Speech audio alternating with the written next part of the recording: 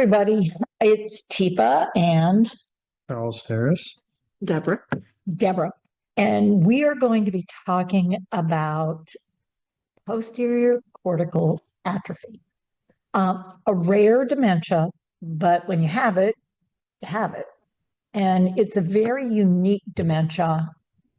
And Charles is one of the people who lives with it. And Debra lives with Charles and lives with it. And I get to be really curious. So I think I have the best job. So, Charles, we've known each other for a couple years now. Yeah. Like probably 3, I guess, 2 or 3. Seems like it. Maybe not that long. I don't know. Trying to think. Somewhere between Year and a half. year and a half. Has it only been that long?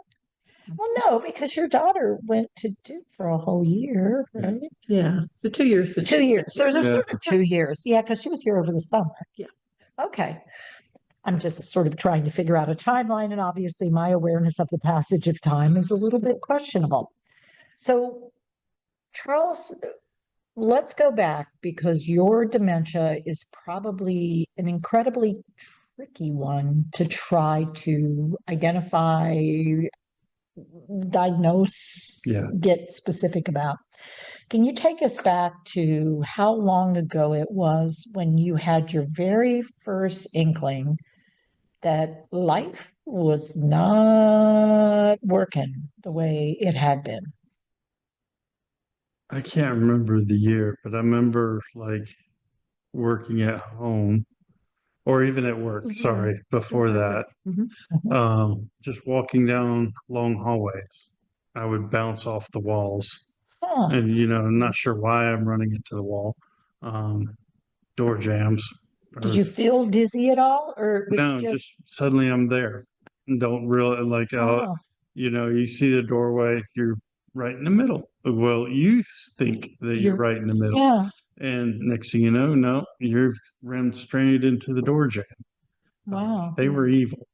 yeah. And so, what would if you were carrying things? Did you notice that you had trouble carrying like a full cup of coffee or something like that, or was any of that Started affected? using 2 hands to hold something because every now and then, especially in the right side for me, it would slip out of my hand, and I have no idea why I let go. And people say, "Oh, it happens," but no, this was happening several times a week. Wow. And so that's when I knew, okay, something is off. I'm just not sure what. Did you have any sensory, anything that you noticed in the sensation in your hands, or any kind of movement patterns that were odd or interesting that you picked up on? Personally, I don't think I did. Not No. really. Yeah. So it was mostly visual perception when you're going down a hallway or a doorway. Or depth. Depth perception was probably stairs. Stairs were very, very difficult. Going upstairs is not that bad because distance between your eyes and the stair is fine, but going down, no. Did you ever fall? Not on the stairs. There were very, very close calls. And the weird thing about that was like you're going up the stairs. As soon as you got to the top, my body would want to fall backwards. Whoa. And I wouldn't even realize that I'm falling. It was just like until we were able to grab on the last minute. But I mean, it was wow. It was several close calls. Did you feel your heart start thundering after that? No. Did you have any panic reaction at all? It was just weird. It was just weird. So you didn't like have a strong emotional reaction. Yeah, I just okay, hey idiot, you're falling. Okay. And because it took me a while to understand that something's gone wrong and you're not reacting fast enough to fix the problem. Yeah. And so what I had to learn to do was back then was go downstairs. I'd have to go down them backwards. And walking down backwards. When you got to the bottom of the stairs, walking down backwards, did you have any odd reactions when you did that? No, not as bad. Okay. Yeah, and I forget who the doctor was, but they were like, normally we don't recommend that at all. But in your case, it's what works. Did you discover it and share it with them? Yes.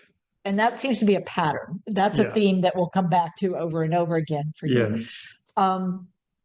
Have you ever met anyone else while you were getting your evaluation that was also living with posterior cortical atrophy and had a No. conversation with? Oh, No, never found anybody, okay. which made it even harder to Really figure out low. what's going on. Yeah. Yeah, yeah. So And we didn't early, even know it was PCA. Right, until I I was would gonna say say- the middle. okay, stage so here. those Yeah. were the first symptoms. Mhm. When you discovered this is sort of happening, did you talk with Deborah about it? Like, there's something going on with me, or did you pursue sort of getting something, just go to the doctor and say, I don't know what's No, going on. I initially hid it. Mhm. Oh, did you? I was hiding a lot of things. Oh, Conversations with Deborah, she would sit there and say, "We're doing this." I'm like, "Why are we doing this?" She's like, "We talked about this last night," and I'm sitting there going, ah, "Yeah," and I knew. And then, first time I was like, "Okay, maybe I missed something," but after Yeah. that, it was repetitive, and then mhm. I'm like, "I know she's not fibbing." Right, okay. All right, so you I had know, trust. You had trust that you trust had her. done it, and but you clearly there's a gap in my memory that keeps occurring, and mostly just from night to the next day or different night to the times? next day. Mornings are very. It takes a while to get the mind going. Okay, all right. Um, Okay, that's a different I kind think the of. one that scared me the most was the airplane ride. Mhm. We were, we were on an airplane flying back home. Okay. And then, so we had spent a week on vacation, and I'm just sitting there staring, watching a show on a tablet. Uh-huh. And then I don't know what happened, but from that point forward, I was sitting there going, I'm on an airplane. Why am I here? Where are we going? What have we been doing? I couldn't even remember the previous week and the trip. Wow. Yeah. So Oh. I've had incidences like that where then I have to just stop and reason with myself. Uh-huh. Okay, I don't we know. must be going somewhere. That means you had a ticket. Let's find the ticket and figure out where you're going. Okay. And I would piece it together. And then she would pull out the laptop and show me images of the previous week so I could try to piece those memory segments back together. And then I Okay. could Wow. pull it back in. And so then once you did that, it became a memory for you, but it was Right. was it a learned memory or was it literally, oh yeah, now, okay, I can remember now, bits and pieces of it and okay. start pulling it together. Okay, so it actually was like they were floating pieces. Right. And with the help of weaving it, it started to have actually A the connection again, connections yeah. that worked. And very early on, Mhm. you said you had trouble remembering people from your life who weren't there anymore. Yes. Oh. Yeah, there were several times from previous past people that I couldn't tell you what they looked like. I had no idea. I couldn't remember. I couldn't remember my high school. And then then we figured out that it's not, there's two types of remembering. Mhm. There's, you remember the words and something. But for me, I was trying to visualize what high school was, what I did then, and I can't do it. You couldn't do it. I couldn't do And it. yeah, and so you could talk about high school Right. and that wasn't a problem. But when you tried to come up with a person's name by thinking of the Their face person and and things then like what they that. were, I who they couldn't do were, that would disappear on you. Right. But if I say their name, I know. click, Okay. you know, okay, Yeah, that that's name's so and so. familiar. I've got that. Mhm. And I remember where this person worked, but I couldn't tell you what they look like. I Wow. lost that. So that's a very unique thing, I think, for posterior cortical atrophy. Because what happens for most people is I can't remember the name of the person. I can picture them. I know Right. them, but I can't come up with the name. And if you give me their first name, then I might be able to pop it up. Right. But for you, it was harder to find the face. The face Yeah. was just gone. The face is gone. Was the body gone too? Oh, yeah. Okay, so All visual representation. uh-huh. And I didn't, I couldn't understand why Mm. that was. Because, Mhm. like, all through college, for Yeah. example, doing math equations, I could draw it in my mind. And I would write the equation and work it all through in my mind. I can't do that anymore now. Wow. I lost that ability to be able to see things and visualize it and manipulate it with what you see in your mind. And now I can't do anything. And I remember at one point when we talked, there was also when you could read a manual Yeah, and recreate the manual visually in your head right. from just reading it, and formulas and things that were in the manual, you could actually bring them back forward for yourself. Yeah, it was weird. I used to read manuals all the time. For fun. I'm For just fun. like, I know. Yeah. Bedtime reading, you'd be reading a manual. Charles, I don't want to say there was something wrong from the beginning, but yeah, I'm not going to use those words. Wow, what an interesting pastime. Yeah. I'm not even sure what other phrase to use, but oh, wow. So early on, so I'm going to ask Deborah, were there any other things early on that you remember about sort of symptoms or issues that Charles was dealing with, that he dealt with, and is now sort of like, that's not the big deal early? In addition to the losing yourself in time and space on that Mhm. theme with the plane, Mhm. that happened when he was driving. Oh, ooh, Mhm. scary. That's true. It Yeah. did. Oh, wow. Were you with him at the time, or No. no, he was on his He'd be own? on his own. And I had to pull over because, I've driven the same route over and over again for Yeah, many, many years. yeah. And suddenly I did not understand where I was. Mhm. And so I just had to pull over, and I was like, I just want to go home. So I had to use the phone to draw a map and tell me how to get home, because I couldn't figure out I couldn't visualize in my mind what When, path to take. so when you used the phone, did you have it talk to you, or did Yes. you look at, okay, so you were using the Yeah, audio I was instructions. using audio. And you didn't typically do that historically. It was like muscle memory driving home. But Okay, then all of a so, sudden you're like, yeah. I don't know where I am. Okay, so this again, let me just say, Charles is teaching others, because what Charles did is a straight compensatory strategy. I can't use visual, I'll use auditory. Right. And he spontaneously does that thing of figuring things out. So incredible problem solving skills. And in the world of dementia, that's not what people anticipate. And if you don't anticipate it, then you don't encourage it. And if you don't encourage it, you don't use it. And if you don't use it, Yeah. you'll lose it.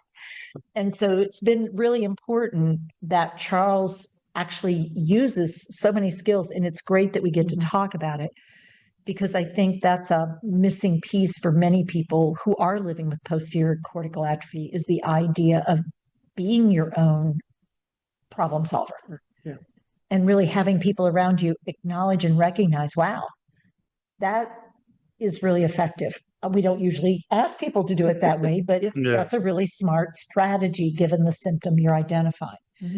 So would you describe yourself historically as a risk taker, or somebody who is a really more safety seeker, or somewhere in the middle?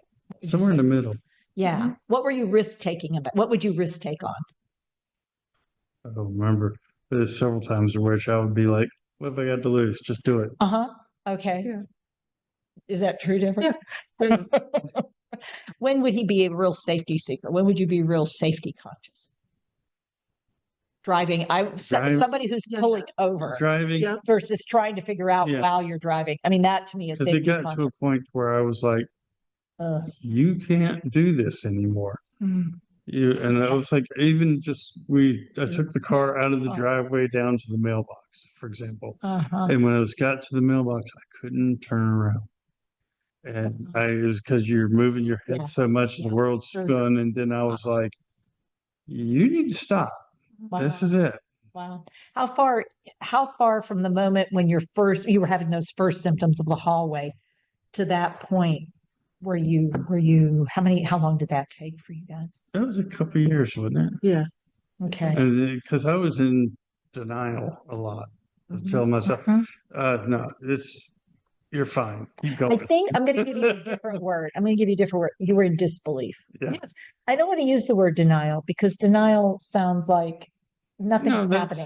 I think the disbelief that I couldn't believe it's something like this. I mean, surely there's a way that this is just that was a weird. I mean, with the depth perception, I Yeah. was in his late 40s. Yeah. I I mean, told nobody You thinks. just got bifocals. Yeah. I mean, Yeah. you just, Learning yeah. how to You're feed just yourself. learning how to do, I mean, you're 40 something. I mean, Yeah. you have to get used to it. Yeah. Kind of thing.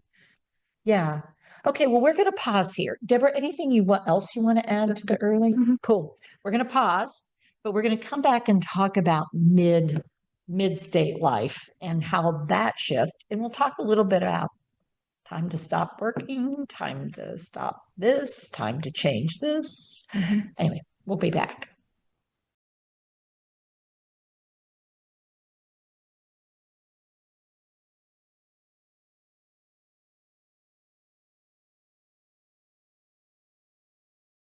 Hi, I'm Teepa Snow, and you just found our YouTube channel and watched one of our videos. I'm the owner and founder of Positive Approach to Care. Thanks for watching, and if you liked, if you have a comment about, or you would, please share it with people you know. Oh, and if you haven't yet done it, consider subscribing.